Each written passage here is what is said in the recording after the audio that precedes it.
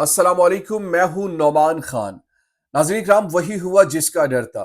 باقاعدہ طور پر ایران اسرائیل جنگ میں امریکہ نے شمولیت اختیار کر دی اور پہلے ہی روز وہ بم گرائے ایران پر جو اب تک دنیا میں استعمال ہی نہیں ہوئے۔ ایران کی جوہری تنصیبات کو نشانہ بنایا۔ ایک جانب تو ڈونلڈ ٹرمپ نوبیل کے لیے تڑپ رہا ہے، تو دوسری جانب دہشت گردی کا ثبوت دے رہا ہے، وہ دہشت گردی جو دنیا کے کو بتائے بغیر کر رہا ہے۔ امریکہ میں اس کو مخالفت کا سامنا کرنا پڑ رہا ہے۔ دوسری جانب پوری دنیا اس امریکہ کے حملے کی مذمتیں آ رہی ہیں۔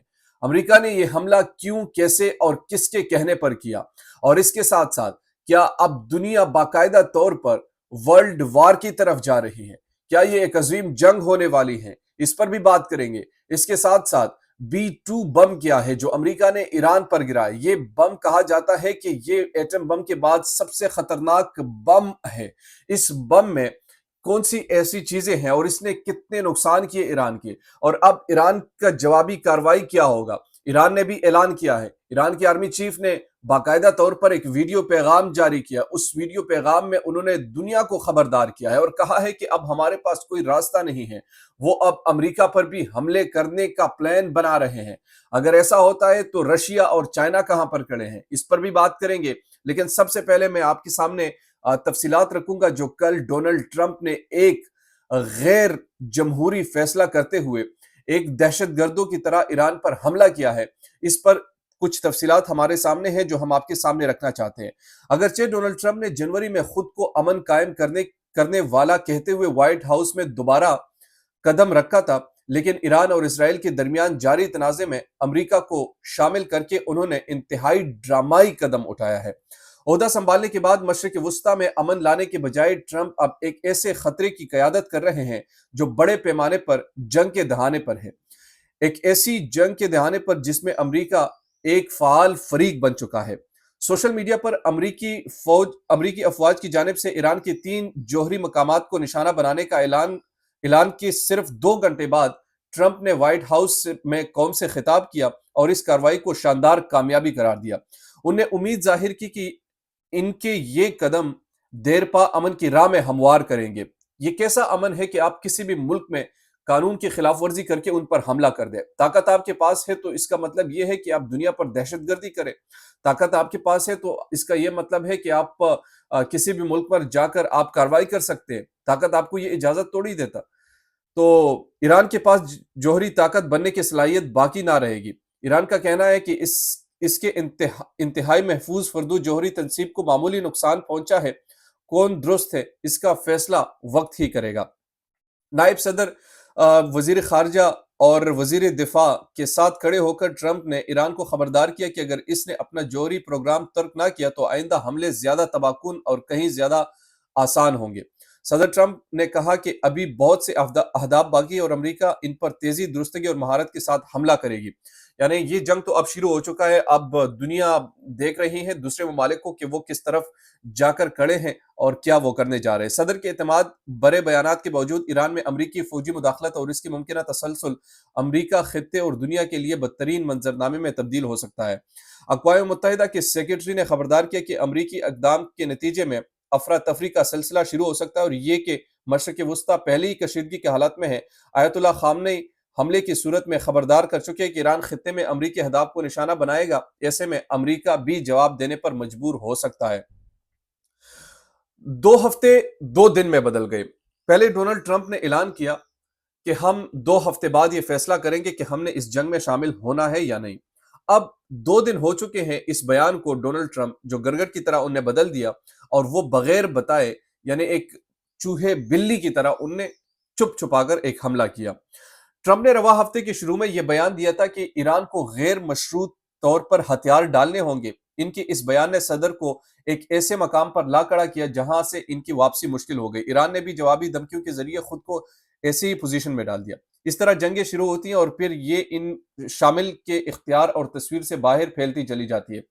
جمعرات کو ڈونلڈ ٹرمپ نے ایرانیوں کو 2 ہفتے کی مہلت دی تھی، لیکن یہ مہلت توقع سے کہیں کم اور صرف 2 دن بعد ہی کل رات کو امریکی صدر نے اعلان کیا کہ انہوں نے ایران کے خلاف کارروائی کر دی ہے۔